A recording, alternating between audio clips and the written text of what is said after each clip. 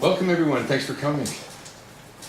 You're all here for all kinds of different reasons, I think. Because there are all kinds of different connections from the internet, people that I've never met before that were fans, and people that were connected to the band one way or another. And so, you know, my original idea was I'd just throw on the video, which is only 10 minutes long, and it would be over. But then I thought I should tell the story about how this video got made. And in order to do that, you have to go back in time.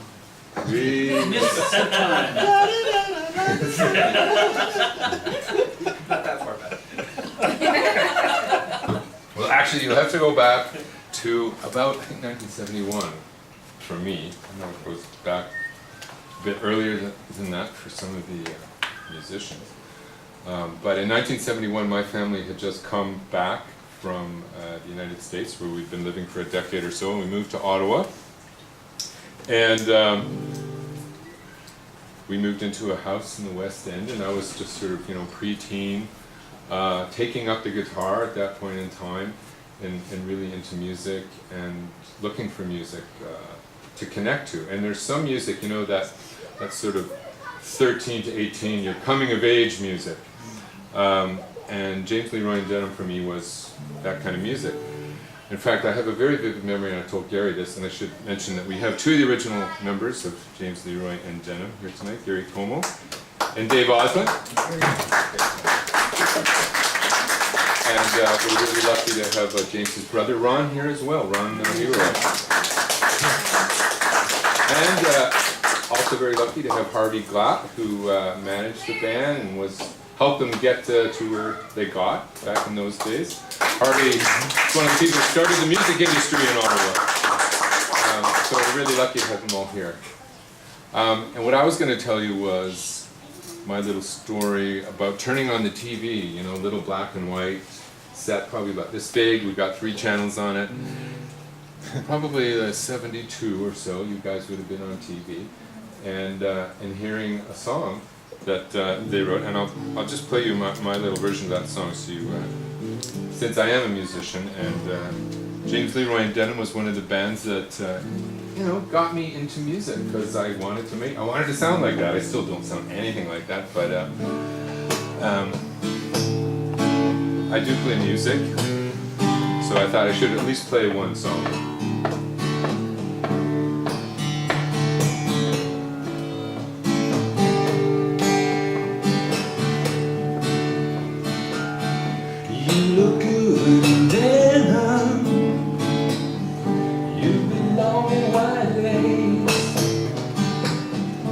You look good in gingham.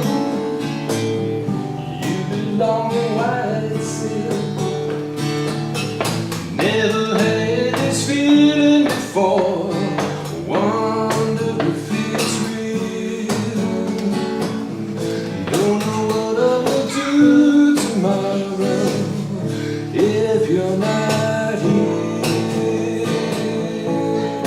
You're not here.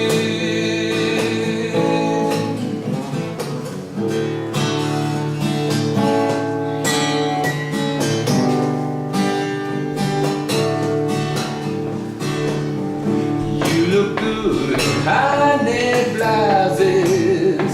You look good in jeans. You belong walking with me.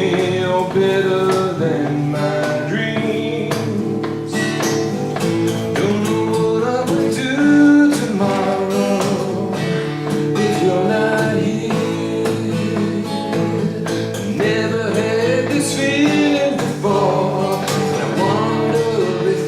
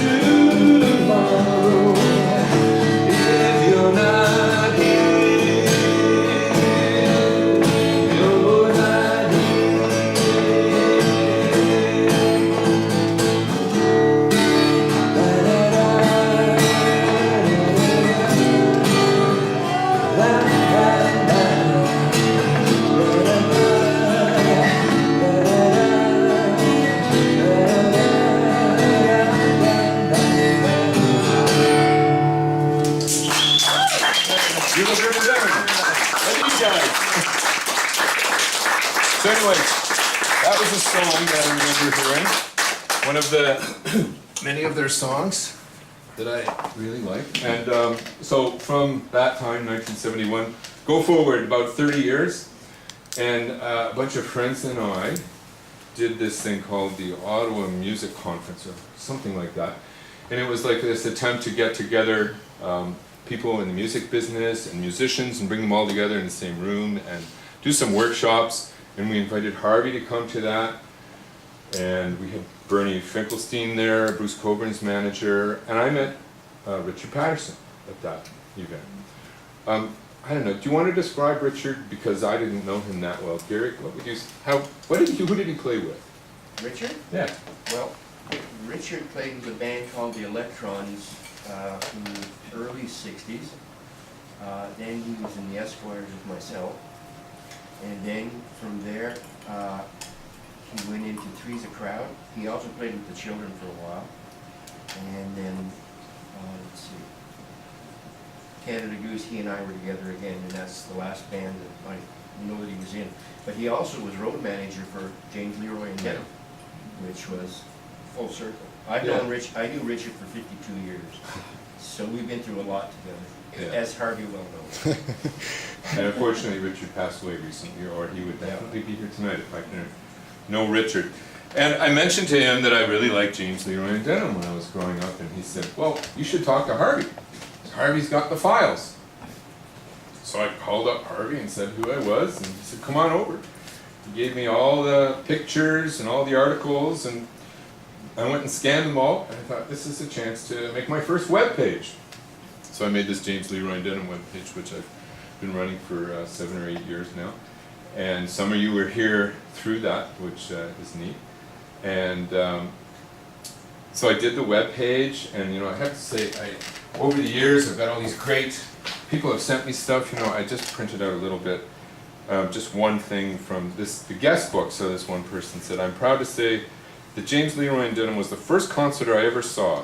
I believe it was the summer of '73, and it was at the old Kirkin Lake Arena. Remember that one? Yeah. James was opening for another great Canadian act, the Stampeders.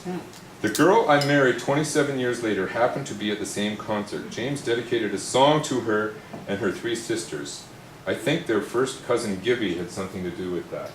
Gibby was another member of the band. And I have endless sort of little stories like that from people which are really touching, and some of them are family, and some of them are friends, people that were connected to the band one way or another. And at some point after doing the website, I think Gary, you contacted me. I'm not sure exactly how. I sent you some pictures and some tracks to put on the website, and then the next thing I remember, you were getting in touch with me about, oh, I want to do a documentary of some kind, and that's going to be, wow, 2 years ago, I think. At least. Yeah, and then you finally, last year, said you want to do it, and I said, oh God, what did I do? And we did it. Now you're immortalized. Yeah.